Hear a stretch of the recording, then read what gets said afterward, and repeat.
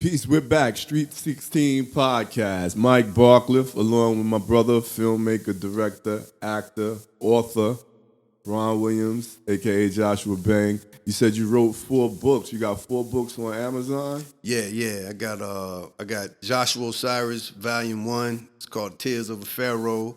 I got Joshua Osiris Volume 2. It's called Penitentiary Chances. Joshua Osiris Volume 3, Illuminati Soldiers. And Joshua Osiris Volume 4, Death of Solomon Jacob. Solomon Jacob is the main character in the brand, in the Joshua Osiris book brand. Nice. Okay. So make sure people check that out, and we'll add the links in the description. What made you choose the name Osiris? Well, actually, I have 4 sons: Joshua, Jacob, Solomon, and Osiris. And, when I was in prison and I first came up with the concept to start writing the books for the characters, I kind of looked at it like I wanted to use my son's name to form the characters. So one of the characters' name is Joshua Osiris. Another of the main characters is Solomon Jacob. So pretty much how I ended up forming my film company, Joshua Osiris, I figured which name sound better, and Joshua Osiris sounded better than Solomon Jacob. So the film company was born. And your son is in the movie. He's Yeah. in both of the movies. Osiris, yeah, he's in both movies. Right. Actually, Joshua is too, but his clips are small. But Gotcha. yeah. Right. And so what's that like directing your son? Can you tell us about one of the scenes directing your son in the first movie? What was your son doing in the scene with you? In the first movie, Trying to Do Right, he turned me on to a girl. The lead lady for the movie, Danny. Appreciate you, Danny. My son, basically, his character, when he saw her, she was so beautiful. He was like, "Yo, let me put my dad on." So he went to her and set me up, through the underhand pitch so I could hit it out the park with her. And it was funny, man, because the making of that scene, he had one scene where he said something. He was like, maybe have sex with him. Man, everybody bust out laughing in there. He was like 12 at the time, so it was a fun experience. Make sure you check out the outtakes of that scene at the end of the movie. And what was his role in the second film, your son? Oh, in my movie Tidewater, my son is like, he's the young knucklehead hustler on the corner. No respect for the old school, don't care about the old school or whatever. He's up now, so that's all that matters. So actually, in that movie, my son he getting at me. I told him I'm gonna give you a chance in this movie to let some frustration out. Let's see what you do. So, in Tidewater, he's whipping out on me and everything, man. Word. Yeah. I saw that scene, and there's a twist in that young man's character at the end of the film that I like in the second movie. Oh, you caught that too? Yeah, okay. that I won't give away, but it sends a certain message. Do you think movies are magic or magical? To be honest, in my opinion, I would have to say they've always been magical for me, depending on because basically I feel like you can sit down and watch a movie, and that movie can literally transfer energy to your body, or just spark something inside you and what have you. So how far you take it is on you, but to me, that in itself is magic, definitely. You remember a movie, maybe from childhood or young adulthood, from whatever, a movie that consciously you remember changing your energy? Man, I mean, believe it or not, I would say a lot of those movies did that for me. I picked up on them all, like the sci-fi and the whole nine. But I couldn't. If I had to pick one offhand that was the most influential or just changed the energy completely, I would have to say it would be Coming to America. Yeah, I would have to say, because I watched a lot of movies beforehand. My dad, that's what we used to do, go see the movies. So Star Wars, I had that Star Wars mind, just real imaginative. The Indiana Joneses, all of that. That's what my pops took me to see. Then they were doing the break dancing and all that. But when Eddie dropped that Coming to America, I was like, oh, so you can do it like that? You can make them like real, you know what I mean? Even though he was in Zamunda and all that, you could just still feel the vibe of like it was everyday life. So, I would have to say Coming to America. And they making a part 2 of that. Yeah, I heard, man. I was hoping I could blow up in time, and maybe it'd take somebody from my movie and throw him in it, cameo or something. But we still trucking though. Yeah, yeah. So Eddie, yeah, you mentioned Eddie. Any other filmmakers or people from the movies that had a big impact on you, or you would like to salute because you appreciate their work? Yeah, I mean that would be a long list. I mean, we're just starting back from being influenced, growing up with it. I had to say like Scorsese, Steven Spielberg, those guys. But moving along, when Spike did that that Malcolm X. Actually, Tyler Perry, man, just his hustle, how he went at it, just a mean hustle game. And I actually, believe it or not, don't laugh, man, but I like Stallone, Rocky, man. I think he's a good director, very underrated. But Keenan Ivory Wayans, Robert Townsend, I think they was dope, man. But the whole Black Hollywood being left out thing, I think that took place. But right now, yeah, Ryan Coogler, man, he killing it right now. He killing it right now. Indeed. And you mentioned Tyler Perry. So, what do you think about the controversy of black men wearing dresses? Do you have any opinion on that? I mean, I wouldn't wear a dress. Mm-hmm. That's not my thing. So I mean, I wouldn't wear one.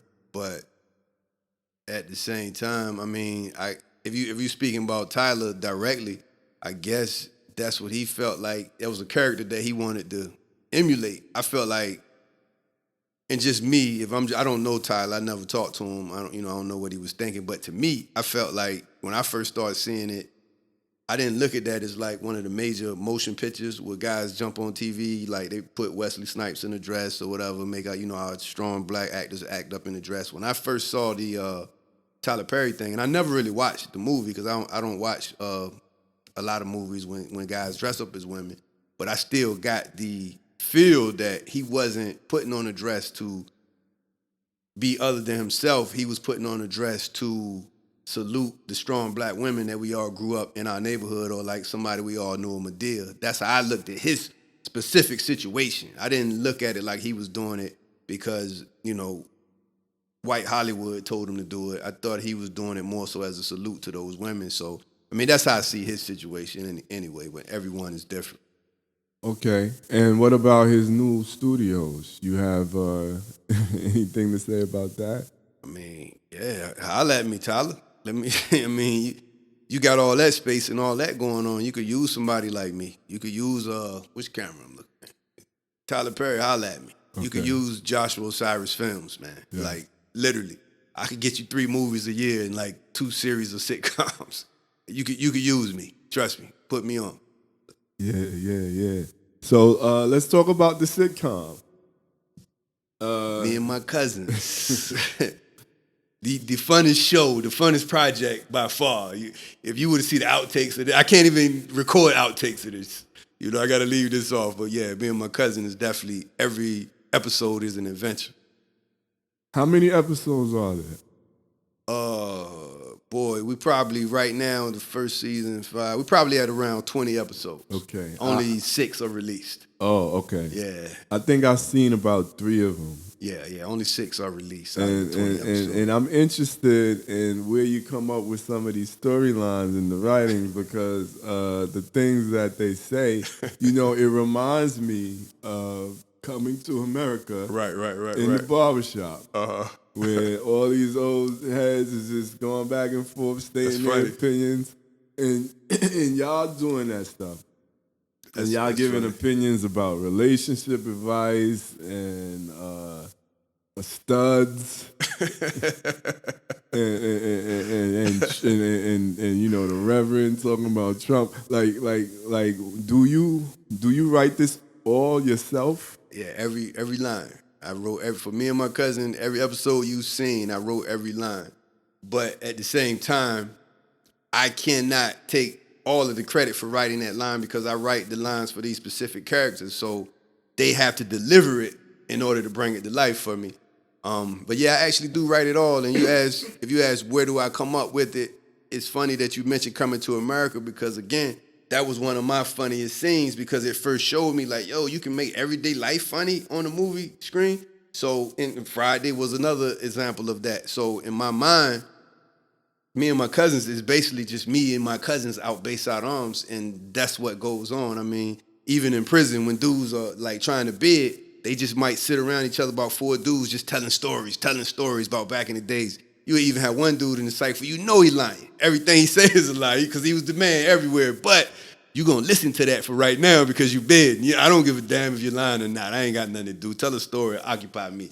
But yeah, so when you come with me and my cousin, I feel like that's the same concept. Like, yo, this is how we talk everyday life, how we live. Like, we in the hood, but we're not dumb. We still think about the topics going on out in the world. We might have our own skewed perceptions of what's going on in the world, but you know, we talking about everything that y'all talking about out there in white America or over in any other country is the same as well. I also want to give a shout out to some airtime to the brother Banknote. Banknote, yeah, Chris Patterson. Chris Patterson. Yeah. And yo, he wanted to come up here, so you could get him to come up here. He'll definitely want to talk. Like, he wanted to come. He was like, yo, when you get in there, call me, man. Let me know if I can come up, man. I'll pop up. All right. Well, look, yeah, he is welcome if you want to send out that message. But so do you write his lines too? I mean, how does that work? That's interesting. That's interesting. With him, it's more of a partnership with him. You know what I mean? As far as the creative aspect of it, because more so than write a line, I kind of like give him a summary of what I want. And then I tell him I want him to be this kind of character. So he'll keep asking, like, so you want to be this? I'm like, yeah, he's this type of character. These are some of the things he's going to say. So I don't really give him specific lines. I just let him, go ahead and run, and we just do several takes of him giving me more of the same thing. You have a favorite character of his? Oh, my God, yeah. This dude, yeah, actually, my favorite character of him is a character that never came out or hasn't been released yet. He's actually he's an African doctor. Okay, you know what I mean? He's an African doctor, and he doesn't like Americans, but he loves American women. He's real disrespectful. But yo, this dude had a part in trying to do right, and I was breezing through the movie, like, because I wrote it, so naturally I know my lines. So every time it's my part, I'm breezing through the movie. But we get to the section where we have to film the part where I have to do with the African doctor. Yo, bro, I could not, I messed up so many takes, man. It was like people were loving it because finally, now he's messing up. But I couldn't stop laughing, man. This dude, every time he opened his mouth, I was dying laughing. But this character has not been revealed yet, and when I did Trying to Do Right, I decided to hold him back, like just pull him out and just save him for later. But he actually has an episode in Me and My Cousin season 3. Hilarious. All right, and any character that has been released that you think is your favorite? I would say I showed him to you, and Studs Got Hands. That's from season 4. Studs Got Hand. He plays Donnell the crackhead. He played Donnell the crackhead in Trying to Do Right as well. And he gets a lot of good reviews on the comments. Like, just that particular character gets a lot of great reviews. Right. There's one scene where he ran up on y'all at the gym. Oh, yeah. I cut that short. You should see the extended version of that part, man. Like, this dude, you should see the extended version. And they was like, yo, how you get in here or something? He was like, yo, man, I slept here. I'm always here. Yeah, man. Yeah. Man, salute. Is he a local brother? Yeah. He's from Bayside Arms. He's from Bayside Arms, too. Yeah. Wow. Baldy. We named him Baldy because when his hair stopped growing when he was around 10 or 11, so we just started calling him Baldy. It stuck forever. Right. So, yeah. Yeah, man, that's crazy, man. Yeah, I can't wait to see the African doctor and all that. That's crazy. Yo, that is dope, man. So, if someone wanted to work with you, someone wanted to get a role on one of your films, or sort of ride your wave, because the projects you put together require a lot of hands. Right, no doubt. You need extras. You need a lot of hands. Absolutely.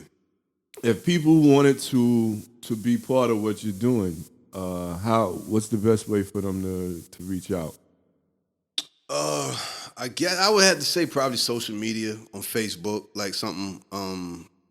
I think what's my name on Facebook? I think I'm Joshua Cyrus on Facebook. A message like that, or Instagram. I'm Solomon Jacob 21.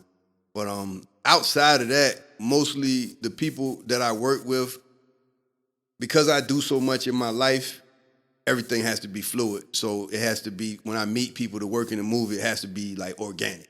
You know what I mean? Like, because I deal off of energy. So when I meet a person, even if it's just for a small extra, I got to catch that vibe before when I commit to you and say, yo, you going to play this part? Once I lock you in my mind, you locked in. But a lot of that is going to rely on the energy. That's why I kind of, everything you see we're trying to do, right? Me and my cousins, Tidewater, it was all organic. You know what I mean? Now, Underground Gods, I changed that up a little bit. Like, I'm actually meeting some people through people like Banknote, and other people are introducing me to characters, and I'm taking their word on it, trying to take it to that level. But I mean, to answer your question, as of right now, I'm basically just working with everybody on an organic level because I have to feel it, because my time is so valuable, being that I don't have a lot of it to spread around.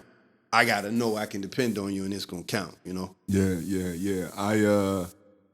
I would like a role. I must say, yeah. Like, yo, listen, I know, like I listened to the soundtrack. Word. I know so many people on the soundtrack For trying to do right. So yeah. Okay. And you know, I know so many people in the movie too. Right, no doubt. And I watched it and I was like, wow, this is like salute. You know, I would love to be part of that. Say no more. Yeah, it's organic. So I mean, you can't do it no better than right here on air. So definitely. And one thing that we talk off air about me doing this podcast, and the rule of my podcast, I always tell everyone is rule number one: we gotta have fun.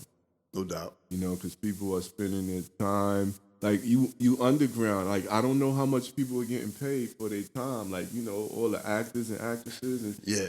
So, was that ever an issue with you? Like, nah, that's key, and it's great that you bring that up, because in my mind, that's what makes the whole situation go. The willingness of others to be a part of the project, when you know that, hey, yo, I can't pay you, a lot of money or nothing. I can probably get you something to eat or whatever, pick you up or this or that. But the willingness that I have seen from all the actors you see and trying to do right in Tidewater, shout out to my girl, Nichelle, who does the makeup. She does the acting. You saw Michelle Bishop. Yeah, she was a star in Tidewater. Yeah, that's my road dog. She's definitely family. The work she put in to get Tidewater done, it was like amazing. I mean, she was traveling different hours of the night, just coming from other states, because Shell's a hustler in her own right. So she's always on the go, moving, but she still put that commitment in. It was amazing. When you see Banknote playing all of those characters and trying to do right, like the first scene we ever shot of the movie, we were shooting it at like 7 a.m. This dude was just coming in the house at 5 a.m., but he was there ready to film, you know what I mean? And then he had to switch to all of these characters, getting the makeup on them. Just the willingness. Never a complaint from him or anybody. I never heard a complaint from anyone. So, I mean. So you never had any entitled divas that stormed off the set? Nah, not once. Not once. And to me, that was a blessing. So I appreciated it. But yeah, not once. I have. Word. Pause. Nah, I'm just kidding. But yeah, I have. I've been through all of these things. Like we even in the Black Russian situation, which I write about in the book. Right. And I'm not that proud of my response. Mm-hmm. But artistic disagreements with people that's not getting paid. It's a different energy when it's young men. You know what I'm saying? Yeah, not a confused testosterone misplaced. Yeah. So everything's been fluid, huh? Yeah. I never had any issues with any actors or actresses. It's like it's the respect level to me is amazing, and that's what I feel blessed about, that people will have enough respect. Now, I will say this, I can't front. I've had like maybe 3 situations where people didn't show up on the day they were supposed to. Maybe 4. You know what I mean? That's the extent of what I've had, and Right. I've realized the people that did show up, they would be more upset than me. Right. They expected me to be Right. upset because they That's know I right. wrote this person in. That's right. They've been rehearsing their lines for a couple weeks, and they know that person is in the scene. So now they looking at me like, yo, man, he messed the scene up. So, but they see me stay calm all the time. So then I'm like, yo, come on, we're going to the scene. So they're like, yo, what we gonna do? I say, I'm just gonna write around them. I'm gonna film around them. Like, and that's the beauty in being the writer and the director. Like, I can literally tune in to the writer and cut that character out and change the lines on the other characters right there on the scene and just make it still flow with what's gonna come afterwards. So I've had like 4 occasions people didn't show up. And, you know, my policy is, and I always let everybody know, bro, if you don't show up, you'll never be in another project with me again. Never. I mean, that's my policy. That you could be my brother, you could be Mondukes, and Mondukes ain't show up that day. Mondukes, hey baby, I love you, but you wasted my time. Right, yeah. I don't have time to waste it. That's This is business right here. Yeah, shout out to the almost rans. You know what I mean? The lady in the Temptations movie with the broom under the bathroom, and the 2 first girls from Beyonce's Child. Shout out to y'all. No You know doubt, what I mean? no doubt. Yo, the What's bus up? is leaving, man. You know, the bus leaves. Yeah.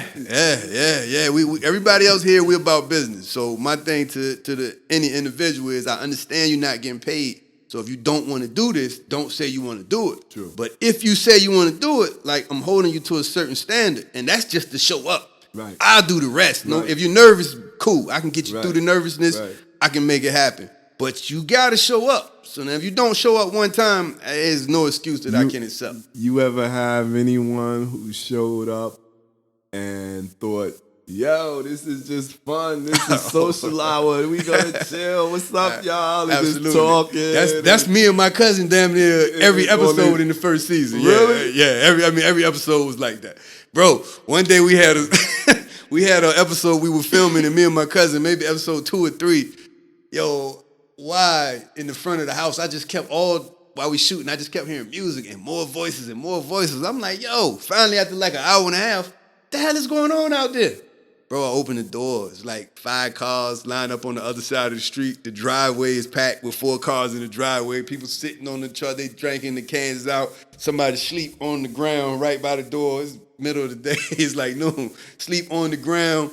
It's lit out front. And I'm like, come on, man. It's like everybody thought whenever they were filming that it was time to party, time to come get drunk, time to do whatever. And I'm like, yo, this shit is my time, man. This taking my time. I need to get here and put in work. So me and my cousins, that first season was very trying, but it helped me sharpen my skill to get ready for Tidewater, because directing that me and my cousin made me so sharp and fluid that I breezed through Tidewater. Is it tough to tell people, yo, you're not good enough? Try that again. No, actually, it's not. Okay. It's not. You know what I mean? It's not. Especially, but I will say this. I am a little more lenient when a person first comes. You know what I mean? Like, I do not treat a person that's there for their first time the same way I treat my boys on me and my cousin. I'm hard on them. Like, you know what I mean? I'm hard on them. But I was cool with them too when they first came. Right. But yeah, no, I'm not. I switch it up. You know what I mean? It depends on. I let you as the actor dictate how I'm going to treat you. So you can't come on a scene and trying to do right and then just murder it. Like you just like nice as hell. And then when I got you on the scene in Tidewater, I know it's probably even easier than what you did in trying to do right. I'm not gonna let you get off the hook like that. No, you got to keep bringing it to me. You got to come on. I seen you at your best. You got to give me that back. So depends on who you are. So I'm telling you now, Dre, if you nice, I'm holding you to that standard on every other scene. Straight up. Yes. I mean, anybody that knows me will tell you that one of my faults is I've been a perfectionist. I love it. I love to work with you So people. I love you people. I'm the one. I love you people. You people that you never think you get it right. I like you people in my movies. You make my job easier. The worst thing I got to do with you guys is stop. Okay, man, that's enough. I got it. I got what I need. That's what I have to go through with you. But I would rather that than somebody just throwing me any old thing out there. You know what I mean? That's one of them good problems. Yeah, that's a good problem in filming if you're the director. And then even more so if you're the writer, because as the writer, normally as the writer, you hand your project now off to the producer.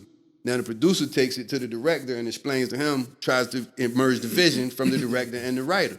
So as a writer, you just kind of like sitting back like, yo, man, I hope they get this right. I hope they make this look like how I want it to look. So the best thing that can happen for a writer is to have a perfectionist playing one of their main characters or any character, because they know that person is going to, by nature, do what they got to do to bring it to life. Well, it sounds like a match. Stay tuned. Michael Barcliff will be on season 6 of Me and My Cousins. You heard it here first on the Street 16 podcast. Nah, but so look, we gonna wrap it up.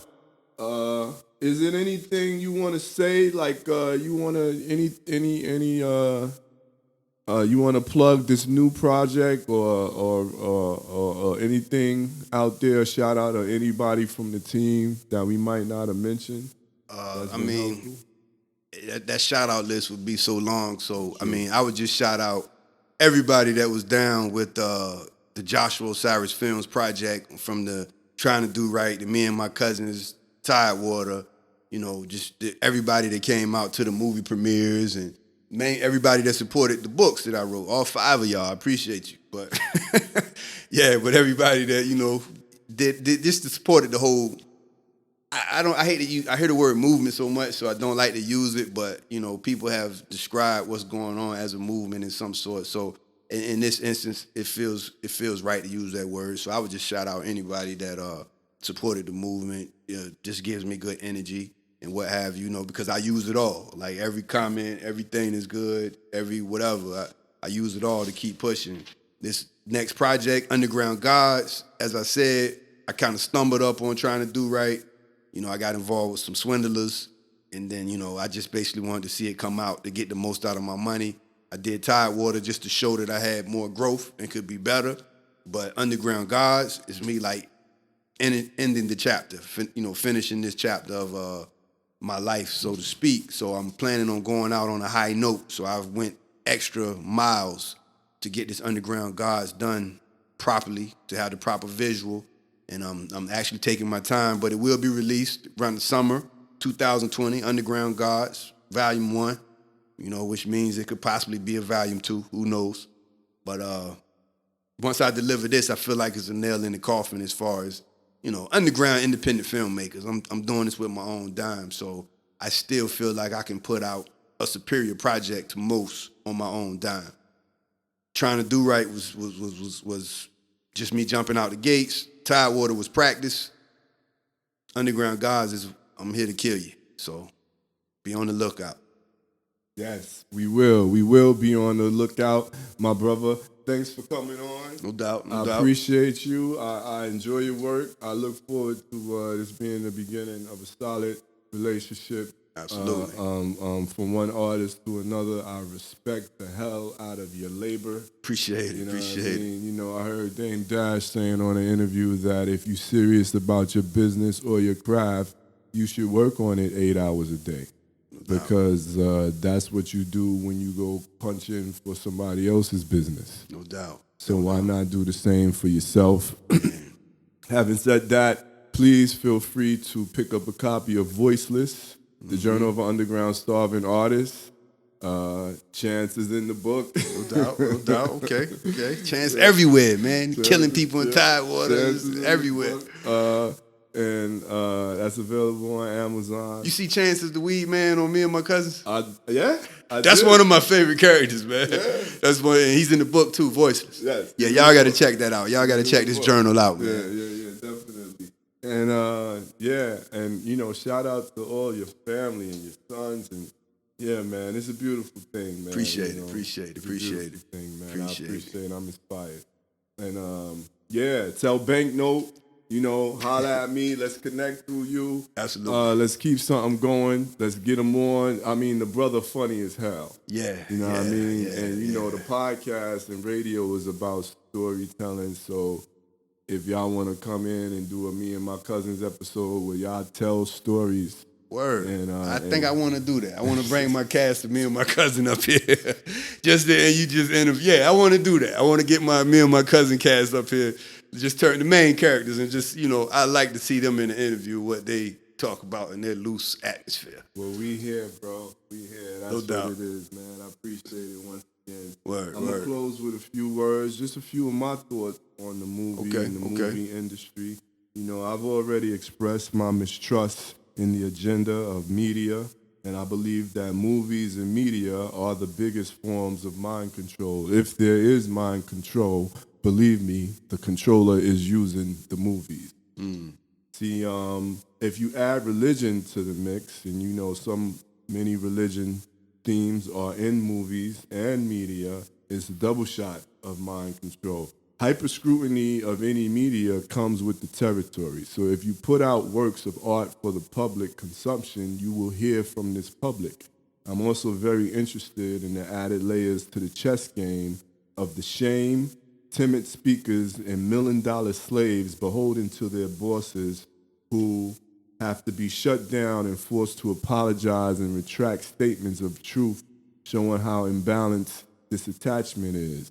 There's no reason to trust that Hollywood has good intentions. Simply put, I believe Hollywood participates and is active in mind control strategies that have targeted us, me personally. And I have learned that there are a few facts that I would like to share with the people. Fact number one is that any scientist will tell you that the subconscious mind communicates through symbols, images, dreams, visions, and pictures. And the name Hollywood is taken from a type of mystical tree that was believed to be used to cast spells from. And the biggest place we see images, pictures, or symbols is in the movie theater. So when they do put black men in compromising positions, and they do put black men in dresses, and they put that on a 100-inch, 100-foot screen in surround sound, digital, 3D, with the lights off and lasers shooting around, they are sending messages to your subconscious mind. And if we look at the results of the things that we see in our community that we would like to change and improve upon, maybe somehow there's a connection. I'm just asking you to guard what you put into your mind the same way you guard what you put into your mouth. So, thanks for listening. Like, share, comment, and subscribe in that order, and we'll see y'all next time. Peace. Peace. You are now listening to the Street 16 podcast.